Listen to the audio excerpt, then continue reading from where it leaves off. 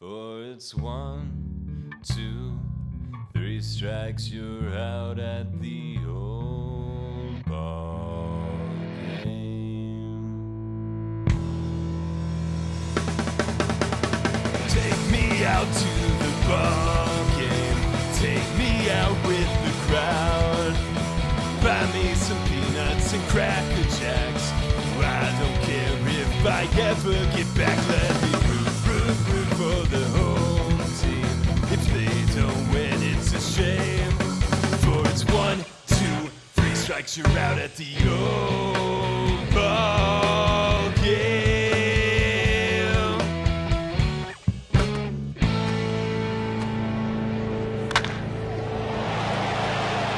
Welcome to Let's Get To, the baseball podcast from the fans' perspective. Now here's your host, James Christopher. And welcome to Let's Get To. I am your host, James Christopher, and we've got a full episode for you. We're going to be visiting with Randy Wilkins. Randy's a documentary filmmaker. He's a big baseball fan, and we're going to talk a little bit about baseball's public relations disaster they're negotiating through the media in the backdrop of the reaction to the murder of George Floyd. We're also going to be visiting with Scott McIntyre and Andy Tom Chesson. We're going to do one more group session as we try to interpret and try to examine the most recent proposal from either the players or from the owners. I'll be honest, by the time I actually talk to those guys, which is after I record this, I'm not going to be sure who's talking to whom, which is part of the problem. But you're probably thinking, you look like you're in a pretty good mood, and the show had been a little bit of a downer last week, and that is because I am going to see baseball. Fans of the show know that I had a pretty extensive travel plan set out that was supposed to start in April, that was going to take me all over the country to both coasts and in the middle, and of course, coronavirus happened. But I have bought plane tickets. I will be spending the 3rd and 4th of July, including Star Wars night, at the Colonel League. That's right. The Colonel League in Normal, Illinois is happening. There are going to be 4 collegiate summer league teams. And then I'm going to be going up to North Dakota to watch Bismarck. And then I'm going to be going to Macon to see the Macon Bacon. And there are more leagues propping up. I'll probably get to some more games when I go up to Minnesota to see the St. Paul Saints. So even though it seems like there's so much strife going on and so much really anxious, high tense moments all happening at one time, I'm going to relish in the fact that I actually get to see some baseball. Oppo Talk-O, a fan's view of the show. So we're excited to welcome to the Oppo Talk-O segment of Let's Get To. We've got 3-time Emmy Award winning director and huge baseball fan Randy Wilkins to the show. You can see his latest work, the Deer Spike episode on the Deer show for Apple TV. Randy, how's it going, man? Going pretty well considering everything going on in the world right now. Thanks for having me.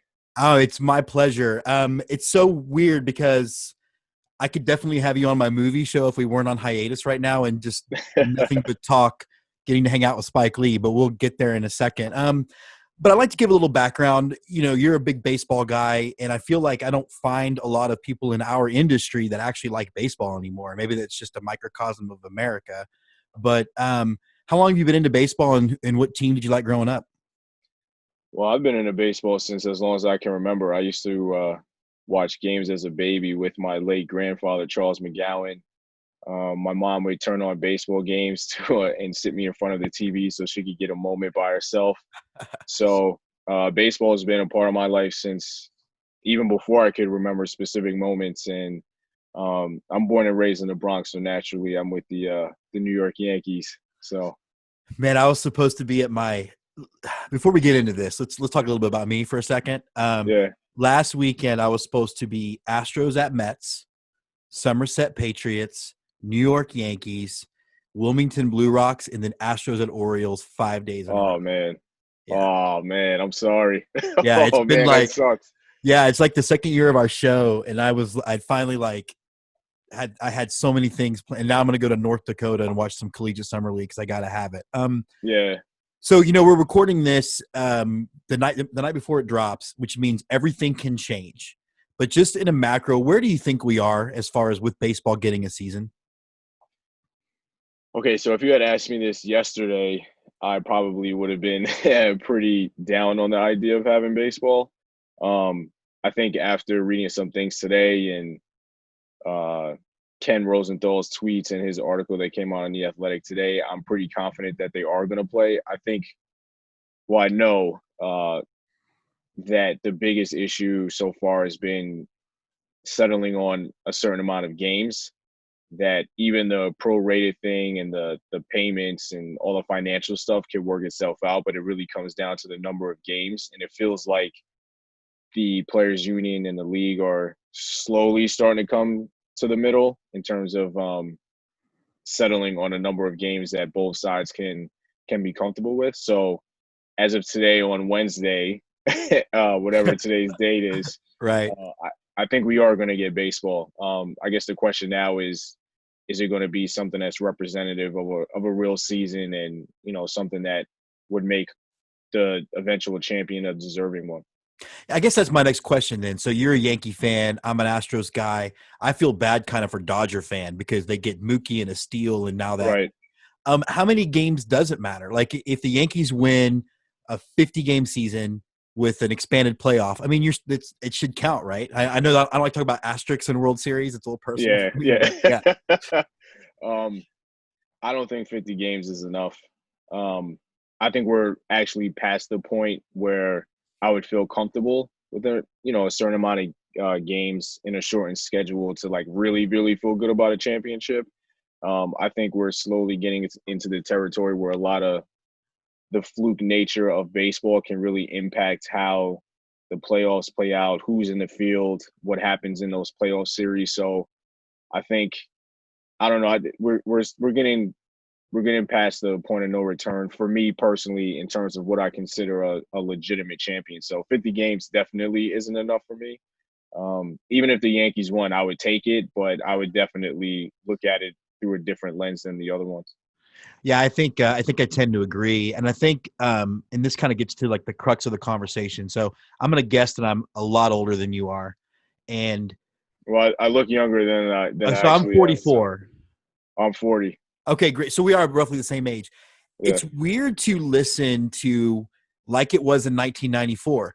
Hey, we're not making enough money from the owners. Players are saying, "Tell me how much you're not making," and then the owners won't answer. The difference is they're doing it in the background. And I was going to start like chronologically, but I want to talk about what I think is the most serious part of it.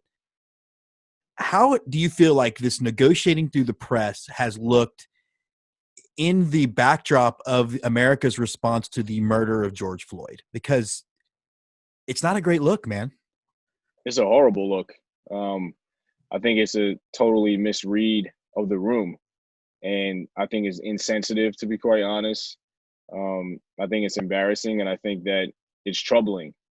I think the leaks within themselves are a bad look, but to have it in a much larger national context, I think it's terrible. And quite frankly, I think it's unacceptable. If you're not going to put out a statement for 9 days, at least have the negotiations for a start of a season. Let those things happen behind closed doors. I mean, it's insensitive to me, to be quite honest. And I definitely had an issue with it. And it kind of belies the statement that they put out a couple of days ago, as far as I'm concerned. So, I mean, yeah, I don't think it's good in any form or fashion.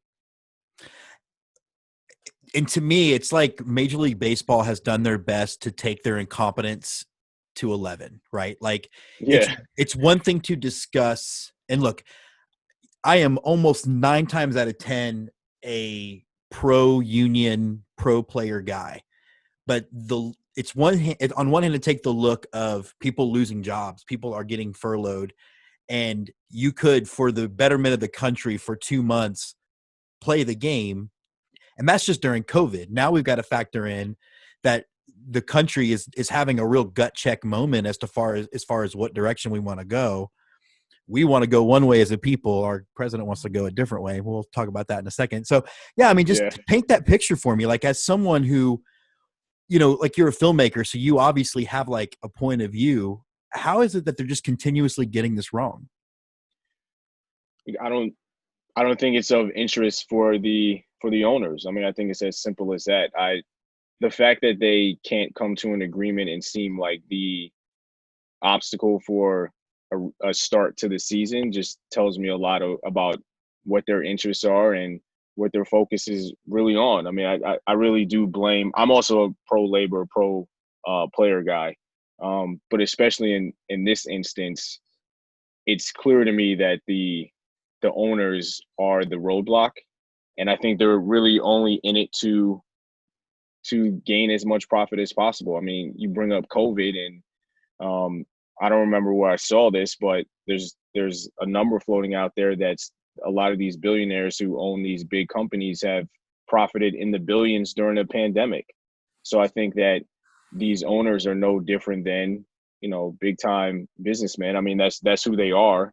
And I think that they look at all of these as revenue sharing entities, or I'm sorry, revenue generating entities. And, that's what's important to them. And that's what their focus is. And everything else comes second, third, and fourth compared to that ultimate goal. So I think it's as simple as that. I know sometimes we like to make it more complicated than sometimes things need to be, but they've shown throughout this entire pandemic what's important to them. And I just think that the national context of protest and civil unrest and fighting for equal rights and fighting against things like police brutality are things that are not on their radar. They're not impacted by it. I mean, they live in a world of privilege. So really, why would they, it doesn't impact them. Why do they care? How much do you think? So you've seen players, whenever the murder happened, actually, players immediately started coming out and discussing where we need to go as a country, way before the league did, way before the owners did. How much of this do you think is going to have an effect on any negotiation, either now or after the CBA, when it just, like, at the most, even the most sort of neutral level, it shows how out of touch the owners are, or don't care about the actual workforce that works for them? Well, I think one smart thing they did, meaning the players union, in the latest proposal that they sent to the league, is include a fund for social justice and for minor leaguers. So I think that it's a genuine act of action on the part of the players, but I also think it puts the owners in a position to, put your money where your mouth is. And, are you going to contribute to efforts to improve social justice, or are you just going to stand on the sideline? Like, this is a concrete item for you to agree to. And I mean, I think that we're going to see more of that. It might not necessarily be something that's instituted officially through a CBA, but my hope is that this starts chipping away at the systemic racism and this culture that's within Major League Baseball of silencing people who have particular viewpoints and perspectives that really need to be shared with all of us. And I think that hopefully this moment starts to chip away at the idea of, playing the game the right way and always relying on baseball's traditions and kind of relying on the good old days. And it starts to move away from that, because I think that's also part of the problem, that mentality and that culture of always relying on the days of yesteryear, and all the things that come along with that. I think it's stifling. So I think it needs to happen in both institutional manners, but also just social interactions and social context as well. Yeah, I was thinking about that. I wanted to baseball does that all the time, right? Like, they run to the past, even though I think we both love the game, but the past of Major League Baseball at many, many levels has always been about racism. And it's always been about the workers are essentially way lower class citizens in the ownership. It's always been about cheating. Sorry, we didn't invent it. Right. Why is it that we can't? Every other sport figured out a way to move forward with the way that they share revenue, the way they operate, but baseball is still stuck in the past. And as it stays stuck in the past, it's faded to, and many might argue, the fourth or fifth most popular sport in the country. Like, why is it that baseball just can't get it together? I think because it's the longest standing professional sports league, and they actually have a grand history to always return to. I mean, Babe Ruth was 18 to the end of the 1920s, you know, as a Yankee at least. So there's a very rich history and a transformative history alongside the history of the country and the growth of the country in the 20th century. Those two things are interwoven together. And this idea of passing baseball down from father to son and all of these tropes really have just become a part of the identity of the sport. You know, it chose to go in that direction. And also I think because the sport is regionalized, it approaches the marketing of the game in a completely different manner. So if it's, you know, we'll just use this as an example. I know Alex Bregman is a great player outside of, you know, like the controversy that we won't get into, but I know that he's a great player, but there's nothing enticing me to be a fan of Alex Bregman because I'm a Yankee fan and you're an Astros fan, but I don't necessarily see Alex Bregman every Thursday or Tuesday or Sunday night. As in with basketball, I see LeBron James pretty much every other day. I don't need to be a Lakers fan to be a LeBron James fan to follow what he's doing. So you know, it's a little bit easier for the NBA to market a star because they transcend region. It's a global, it's a national sport in the sense that that's how they frame themselves, that's how they present themselves. In baseball, there's an allegiance to the team, not necessarily the player. There's an allegiance to the uniform, like in the case of the Yankees. So when you do things like that and you frame it in that manner, you're connected automatically to the history of that franchise rather than the people that play in those uniforms. So I think that just continues and then it just reinforces itself and you never break that cycle. I, for one, though, I'm a big Aaron Judge fan. I think he's one of the nicest guys in baseball. Yeah, he's awesome. Yeah, he did a thing. I was at a ball game and Orbit put him on trial. Like he came out dressed like Aaron Judge and he played along. It was great. It was a lot of fun. Yeah, he's awesome. But I digress. But I do think you're right. I think, like, you know, they talked about the ratings of the last World Series. If ESPN and MLB had made a point of introducing all of us to the Nationals when they were making that run, you might not have had those low ratings. Like it, right. And I get it. Like you and I are both in that business where, yeah, we have to get the ratings now. We can't invest in the future. But I do think it's problematic. I do want to go back to the reaction to George Floyd's murder. So you talked about it took, 9 days for MLB to make a statement. Mm-hmm. Now it seems like every team is tripping over themselves to make a statement. The Astros, now I don't know if it was because he's from Houston, but the Astros put his picture up on the scoreboard and did an Instagram picture. Mm-hmm. Does that ring hollow to you now? Or is it just, is it kind of like, or at least it's happening? Like, how does that feel? I don't think it's hollow. I mean, it's important for people to feel like they're respected and seen. I mean, there are a lot of Black fans of baseball and a lot of Latino fans of baseball. I think it's important for us to be seen and recognized. Now, do I think that it moves the needle? No, but I think that in some cases, symbolic gestures do have value, and within those gestures, it recognizes that I like baseball, that I'm a person, that that I'm a part of this in some small way. So I think it's important. The timing of it could have been better. Obviously, I don't think that it's anything groundbreaking, but to me, for situations like this, it is important for it to be recognized and acknowledged. And now there's a public acknowledgement of it, which also means to me that now I can put pressure on you to actually create some actionable items and follow through on those things. So I think if you handle it in a particular manner, you can use those statements as a way to hold these teams accountable. So you don't feel like too little, too late. Like no matter how long it took, they did something, and that's what matters. It's too late. I don't know if it's too little. Okay.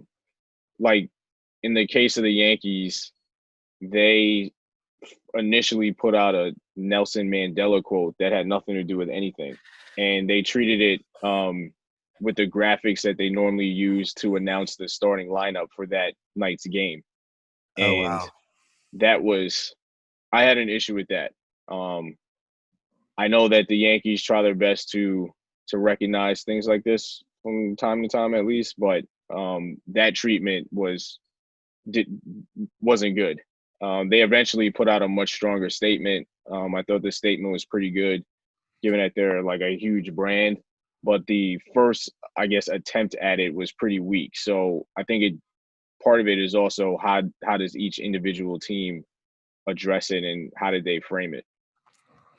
So I wanted to ask you then, because I know we had talked offline in our prep about, we talked about baseball's reaction to it, which was poor, and the arguing that's going back and forth. But we talked a little bit about our president's actions. Mm-hmm. I'm trying to think. So, I'm a veteran. I served for 7 years. I was in a combat zone for a year and a half of them. I've never had a president where, whether I voted for them or not, did I ever feel like, at least that guy loves this country. He just has a different idea of what it is. When you hear about, just as someone who's from the Bronx, like when you hear, I'm going to use military troops to basically squash the First Amendment, what's the first thing that goes through your head as a filmmaker in particular? Well, first, thank you for your service. I'm very thankful for it. Honestly, I've tuned him out. I mean, I have no reaction to anything that he says anymore. I mean, I know you probably have listeners that are supporters of his, and that's fine. But I've tuned him out. He's dangerous. He's made things like what happened with George Floyd more common, I believe. I think he's given the green light for people that want to take racial justice in their own hands. He's given them a green light to be violent. He's a horrible man, but like coming from New York, I knew about Trump before, before the rest of the country did. Like we knew that he was a crook. We knew that he was a failing businessman. Like we know his history. We know what he's about. We know that the only thing that saved him was, branding his name on other people's property. He wasn't a successful businessman, and we know that the history of racism that comes with him and his family. I mean, my grandmother lived for a short amount of time in Left Rack City in Queens, and I believe, don't quote me on it, but I believe Trump's family sold that land to another big real estate person. But there was a history of racism at the beginning for Left Rack City. There's a huge and long history of racism with Trump, and none of this surprises me. I mean, he's just not a good dude. I mean, he never has been. There isn't anything really redeeming about him as far as I'm concerned. So none of this surprises me at all. I hope we don't have listeners that still believe in that dude. We might need to. I could use a few less. I do want to talk about your latest project, and it was cool because again, we're both kids of the '90s, and getting to work. First of all, you work with Spike Lee on that ESPN 30 for 30 short, and then getting to do the documentary. Just what was that experience like working with essentially, a Black filmmaking icon, an independent filmmaking icon? I mean, just how did you wrap your head around that experience? I wrapped my head around it in a way that you wouldn't think. So he was actually my teacher at NYU. Okay. So I've known Spike since 2003. So he was my directing masterclass teacher in my third year at NYU grad film school. I worked under him. I was an assistant editor under him. I was an editor for him. So I have a long history with Spike. So for me, the experience of doing this show on Apple was different because I became the director and he had to kind of listen to what I had to say. And, he was going along with my vision instead of the other way around. I'm so used to executing his tremendous vision and telling his stories. And now the tables had turned, and he was incredibly open with me. He was incredibly vulnerable with me. He I think he showed a side of himself that he doesn't normally show to the public. And I think my relationship with him was a benefit. So yeah, it was funny just because the roles have reversed for one moment in time. That's never going to happen again. So I cherished it and made sure to remind him that, you know, we were sitting in different seats, but it was incredible. And I really do think that the relationship I had with him allowed the interview and also the episode come out the way that it did, just because there was a familiarity and a trust. And I think he trusted me to put him in the best light possible. You know, and before we wrap up, I want to talk about that vulnerability. So I don't want to spoil how it works, but I thought it was beautifully done. The blending of the reading of the letter from the person who sent it in Spike. Was there one moment that you can think of that you thought, wow, that really affected him? Because I thought the one about school days really, for me, was like, I can't imagine what it must have been like as a filmmaker to say, I want to set out a goal of an emotional response and then find out 30 years or later or whatever it was that he got that. So was there one moment for you that grabbed you? Well, for me, it was Candace Wiggins and her story. Candace played in the WNBA, and I knew of her. I knew of her dad, but I didn't really know the full story. So I think that the shoot for her was really cathartic, and I think it forced her to confront some more things about her relationship with her father and the path that she chose to pursue her career in basketball. And she had a lot of emotional moments that weren't just on camera. Like the first night that I met her, we spoke for about an hour while she was doing some costume fittings. And I mean, I think it was hitting her that, you know, this was happening and that Spike was going to like be more aware of her story. And I think she thought about her dad a lot. And I think that the entire experience for her was very emotional. And I think we were able to capture some of that for the show. But that's definitely something that stayed with me. And we shot the interview with Spike the day before he won his Oscar. And we shot we shot all the letter writers a couple weeks later. So Spike read the letters, obviously, but didn't see any of the stuff that we had shot. So I'm not totally sure what his response was. I know in the moment, I think he was taken aback that President Brown had seen School Days 204 times. I think he kept going back to that, like, and he wasn't totally sure if he believed him or not.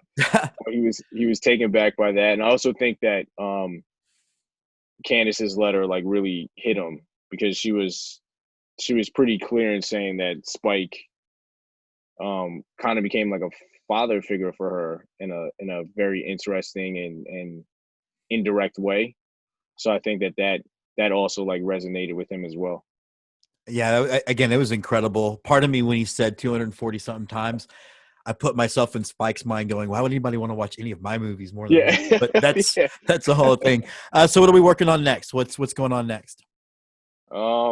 Just developing a couple projects, developing a feature documentary, and also I have my my feature script ready to go. I feel like people now wanting to hear more Black stories from Black creators, I think will open up the door for a script that I feel pretty confident in. We definitely hit some roadblocks, and to being completely honest, I think the fact that, you know, it primarily focuses on Black characters, I think that was an issue. Yeah. So I'm very curious to see what happens moving forward. But yeah, I mean, trying to make more projects, and I've been approached by some people at MLB about, you know, asking me my thoughts about stuff that I've talked about. So who knows if anything comes out of that. If not, it's cool that I was able to help facilitate a conversation. So hopefully just creating and, you know, making stuff. But I'm also shooting a short film. I had bought a Super 8 camera during the pandemic, or the height of the pandemic. So I wanted to shoot a short film that addresses what's going on in the nation, but not just kind of recapping all the tragic police brutality videos. I wanted to do something else and a little bit more creative. So I'm working on that right now. So yeah, I'm excited for things that could happen in the future. Well, Randy, we're really rooting for you. Thank you so much for being on Let's Get To and taking some time out. I really appreciate it. Thank you for having me. I appreciate it. Go Astros, a focus on H-Town hardball. And now, the Big League Chew, an eye on the majors. And we're back here on group session time. We are back here with Go Astros host Andy Tom Chesson, the Big League Chew host Scott McIntyre, who is representing lots of his teams, all of his teams. It was 1 year ago today that the St. Louis Blues won their first Stanley Cup. So yes, let's go Blues. And you know what? We may repeat this year. We've been Stanley Cup champions longer than anyone since World War II. So, it feels like it's been 1 year since anybody played any games. It does. You got to get up at 4:30 and watch the Doosan and NC. They had a great series this week. That's where it's gotten to. Yeah. Go Bears! All right, so let's talk. We got a bunch to get to. As they say in the song "Eastbound and Down," we got a long way to go and a short time to get there. Let's start with you, Andy. Commissioner Manfred guaranteed there would be baseball. Guaranteed There would be 100%. Base 100%. And I guess we're now waiting for a response to the last players thing. He did not ruling out the 50-game thing. Just where are we on this? Well, I mean, it's really interesting that we're waiting on a response since they said last week they weren't going to respond anymore. It's junior high at this point. We're not going to respond to you unless you respond to us first. Check yes or no if you want to play baseball this year. The answer is maybe. Frankly, I don't know if anybody's checked a box yet, and that's really the issue because we're sitting here on June, what is this, the 11th? It's on one big day, the last week anyway. We're sitting here on June 11th. There is no tangible progress other than they keep sliding a different set of numbers of games played. The owners still don't want to pay full salaries for the prorated games or prorated salaries for the full games played. The players still want at least half a season's worth of pay. There doesn't appear to be a lot of middle ground to be given, although the players feel like they've given more than the owners in the back and forth by allowing for deferral to next year if no fans are allowed, allowing some continuation if there's no playoffs to be held because of another spike of COVID.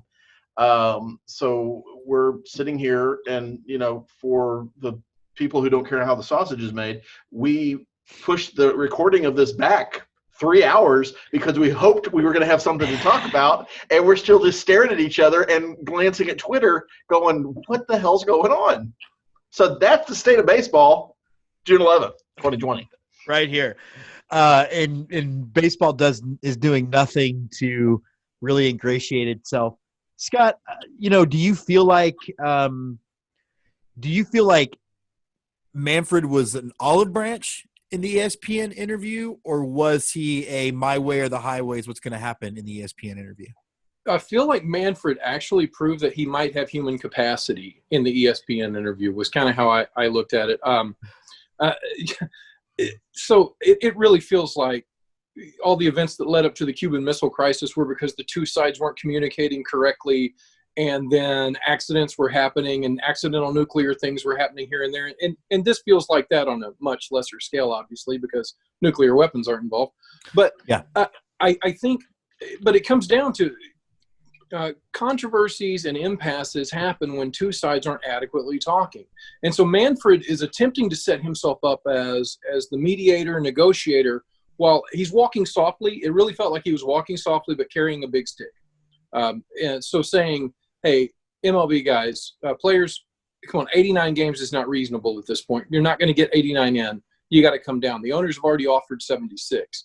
We can figure out the money part, but if you don't make me use this belt, but if you make me use this belt, I'm going to use it, and you're going to get your 50-game season. You're going to get what you like out of it. So even as they're talking about money and everything, this is absolutely there cannot be fans this year is what I'm trying to say. There can't be fans because if they're negotiating this lesser range of salary and then suddenly things open up and the owners say, no, okay, yeah, we're going to let 25% of the fans in. Well, the players are going to go on strike because they didn't agree to that in the beginning. So because the income would be greater. So there's things like that have to be figured out. What happens if fans come back, or just say no fans? You guys can get on Zoom calls and watch together for $20 or whatever StubHub charges. Andy, I think that's a great point. Somebody didn't think about. We're watching all of these little pockets pop up. These little collegiate summer leagues and independent leagues are popping up because you can do things regionally. You're right, though, or Scott's right. Texas, we could have up to 50% capacity, but I guess if they nail down this is what the salary is, you can't bring that X factor of tickets back in, can you? Well, I mean, that's kind of the issue that the players have painted themselves into without wanting revenue sharing. And I get it. They shouldn't have that much at risk, they feel. I understand their point. Whether I agree with it or not, it's immaterial. But if you don't want to have anything at risk, you can't complain when the owners make more money because things went right. They're negotiating on the idea that things are going to go horribly, horribly wrong. And that's where they are. And you can't have it both ways unless they say, okay, great, we want revenue sharing, in which case the owners got what they wanted and we could have been playing by now. Yeah. Or at least it's sitting in spring training right now. By the way, the median between 76 games and 89 games, guess what it is? 82. That's correct. Good job, Scott. 82 and a half. We're going to have one canceled midway through the fourth inning. All right, everybody go home. We're good. I assume we'll get a rain out in Houston somehow in a dome stadium. In our previous segment, we had Randy Wilkins on, who is really accomplished filmmaker. He did a documentary on Spike Lee, but is a really big baseball fan, has been kind of one of these voices on Twitter.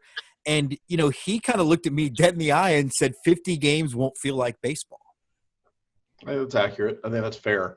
And it ruins the specialness of the regular season. And I know every time you add a layer of playoffs, it takes away from the regular season. But I think you get to a point of building a baseball team and having an organization and having talent that can come up and go down, and you build for the long haul over 162 games.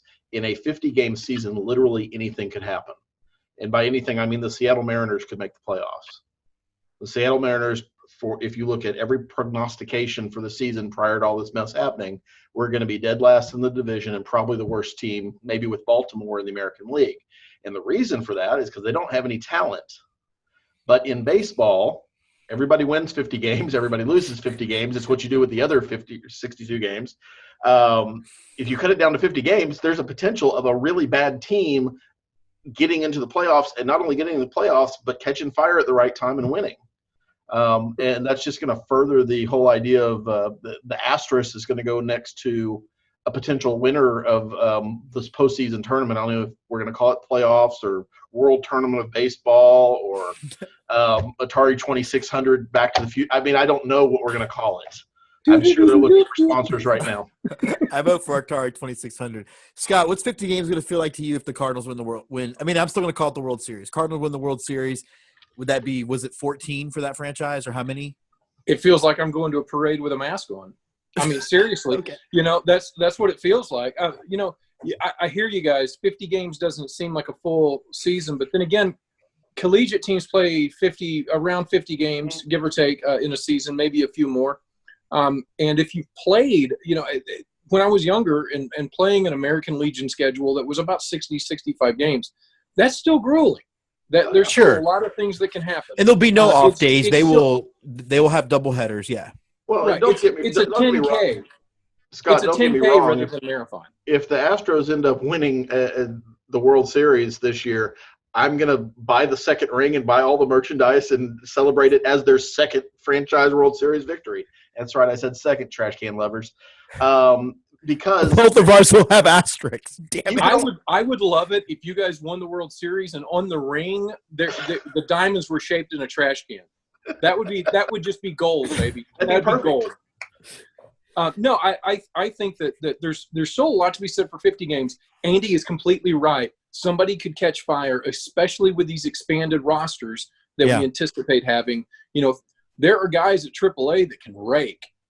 They just don't get in at the right time. Well, also for the National League teams, they may very well, if they do the pods like you're talking about, National League teams suddenly have a DH, right? So that's never happened before.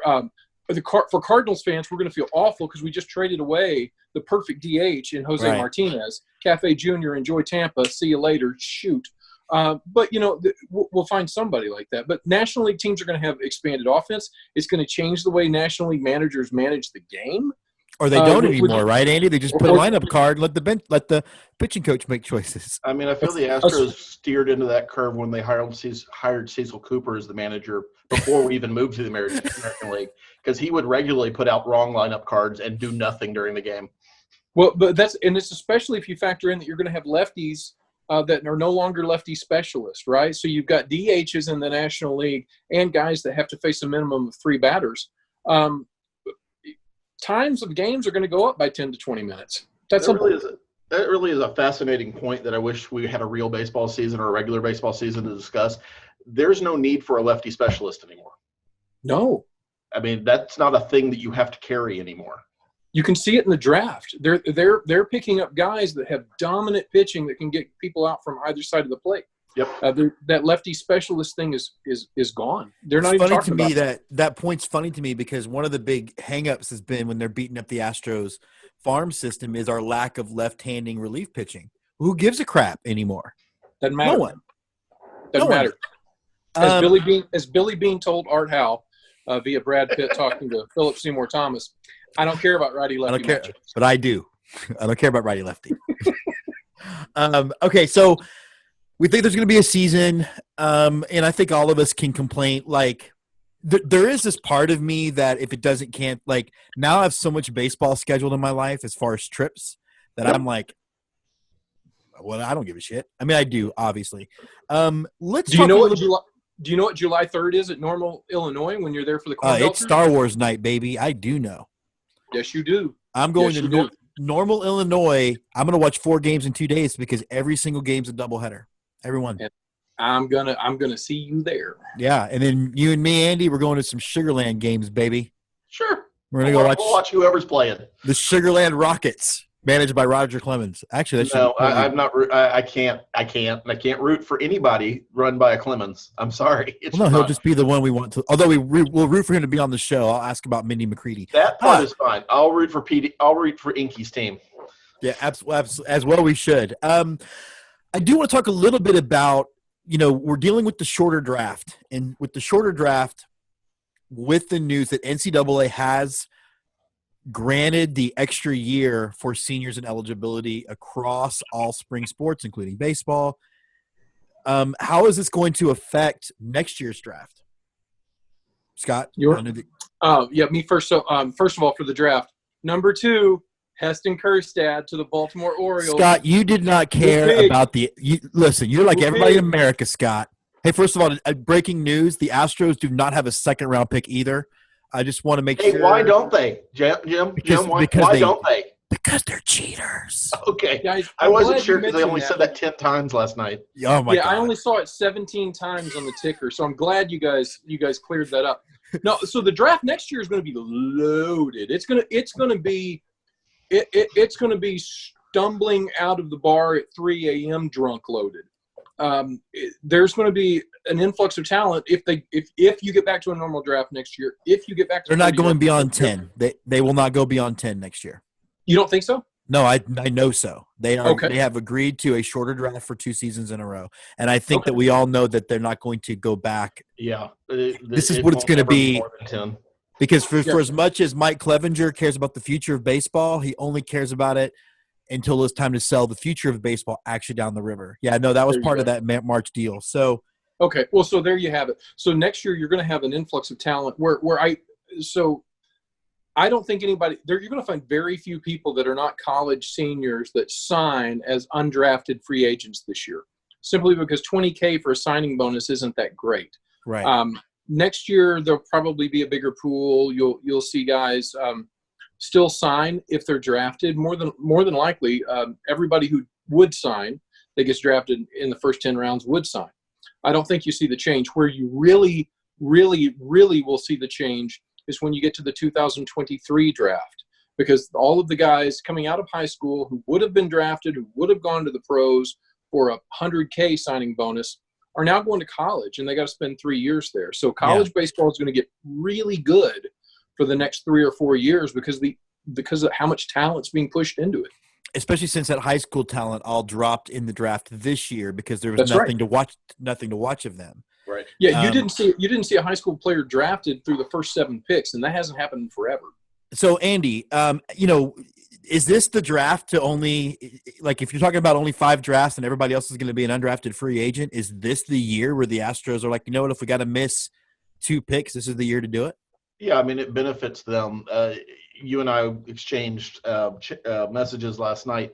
Only 13% of the drafted first-rounders actually make the majors and have any kind of substantial career. So it's not like we're talking about a surefire thing like the NBA when you're a first-round draft pick, or the NFL when you're a first-round draft pick and you're going to be playing. You better play the first, yeah. With the MLB, you're going to maybe see this guy in 2 years. If everything goes right, more likely it's going to be 3. So if you don't have a first round or second round pick, but there's a whole lot of undrafted free agents, for lack of a better term, sitting out there that would have normally been your 6th round pick, your 7th round pick, your 8th round pick, absolutely this benefits a team that doesn't have a first or second round pick. I mean, it would be nice to have a first round pick, and obviously we were being punished because ESPN told me last night, MLB told me last night, we lost our pick because big cheaters. Oh, you lost 2 picks. I don't know if you read that. You lost 2 picks. The Athletic and Yahoo and Jessica told me too. I don't. Did you know that we don't have a pick tonight? So let me ask you guys a very honest question here. As a non-Houston Astros fan, obviously, Sure. about the Cardinal stuff, when we do get back to playing baseball this year, is this not a benefit to the Astros? Or if there is a winner out of this, is it not? Is it the Astros that are the winners? Because on road trips, you're not going to get the. I'll let people Andy screaming go at you. first. I have my own take. I'll let Andy go first. I'm just curious. I think the whole fan booing nastiness is completely overblown because they'll lose interest after the first round of games. But it absolutely benefits Houston because we play in Texas. Our governor has already said we can have 50% of our stadium filled if we want to. You go to California, where we're going to be playing all of our games except for the ones in Dallas and Seattle, and they may not have fans all season. Right.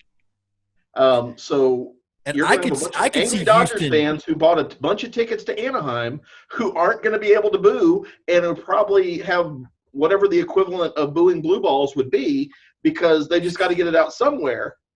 I think they're called That's Twitter the new name rants. of the- They're called Twitter rants. That's the new name of this podcast. Booing blue balls. I just never want to hear about booing blue balls again because I'm in pain. You know, that I hurts. am too.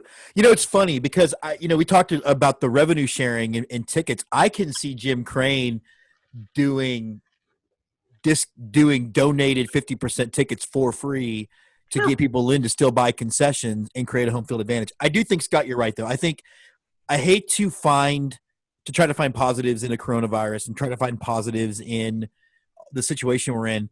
But I do think that by the time 2021 rolls around, people are going to be tired of the story. You are going to see a lot less people fired up. And as far as like hostile crowds, it's not like Yankee Stadium was super welcoming. I mean, they literally threw a beer at a guy while he was pissing and yelled "fuck Altuve" so loud it was on the Fox broadcast. It's not. How could it get any worse? They could shoot him, I guess. I don't know. How could it get any worse? It is New York. I mean, maybe. It's possible. We can ask Scotty later. Yeah, mandatory muggings. I was really curious because you're thinking about that take. I mean, and also, that to feed off of that, if the agreement between the major league owners and players are that here's the prorated salaries, but you can't have anyone in attendance, then that's really going to tie your hands too.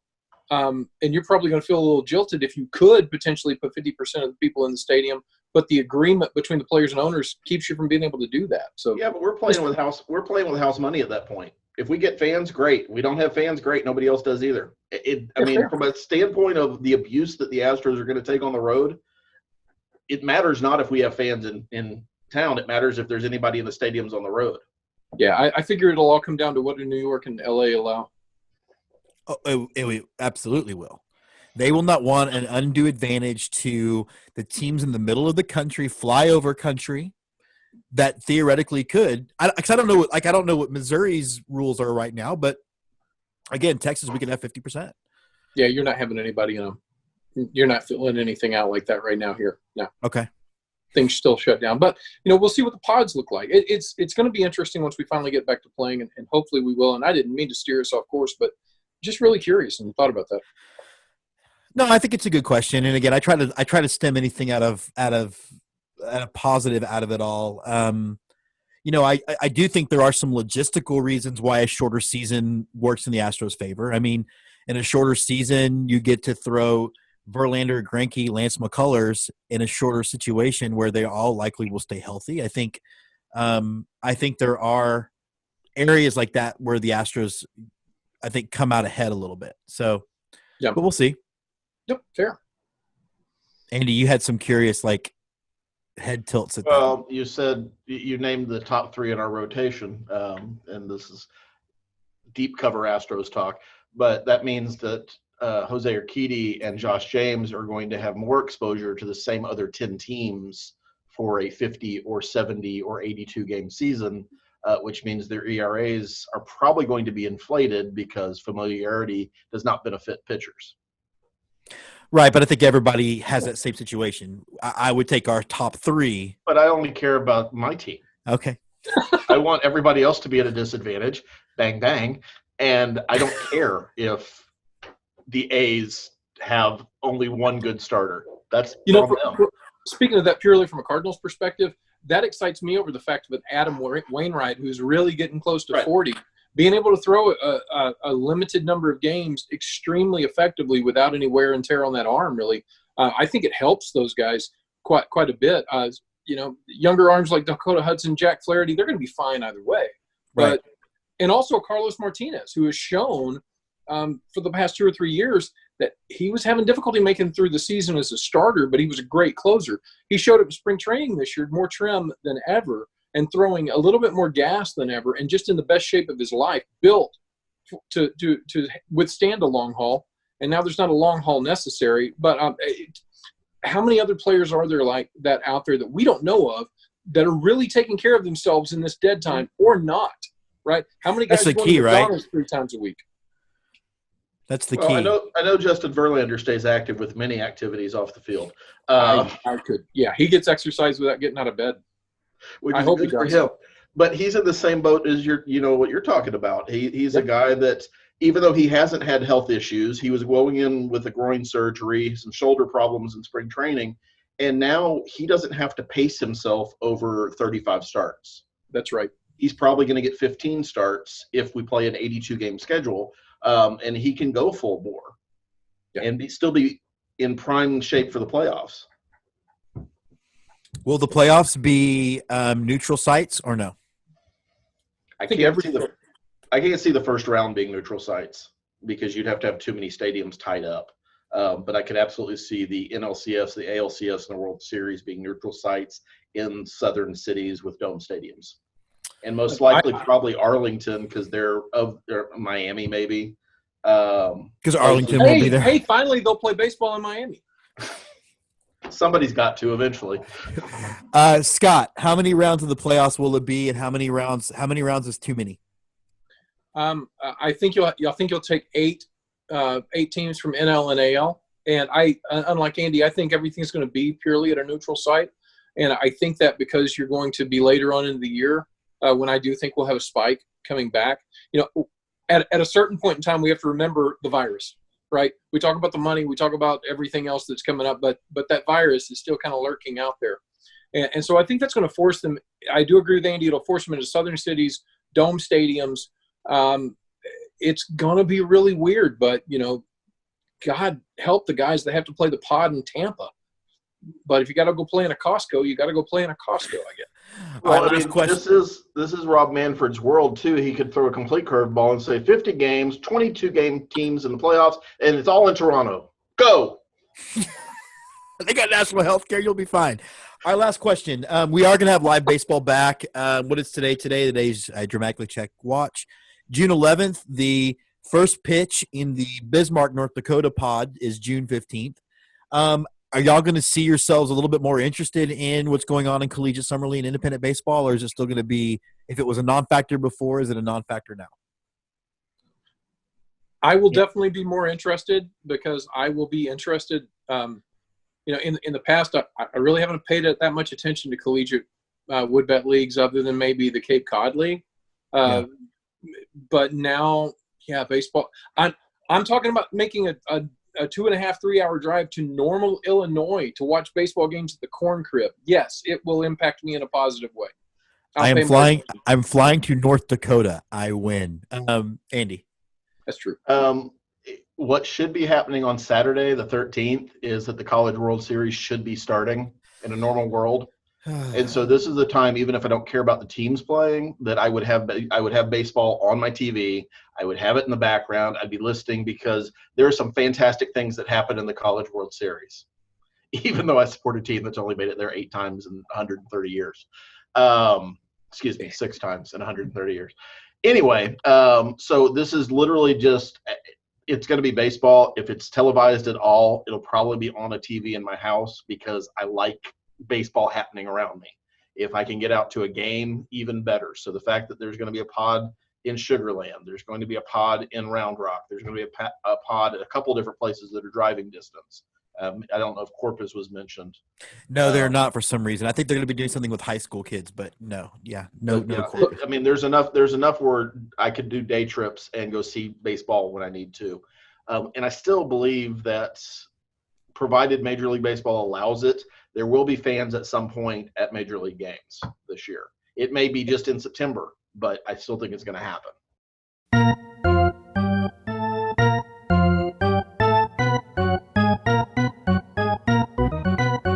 And now, on to close it out, the right-hander from Houston, Texas, James Christopher.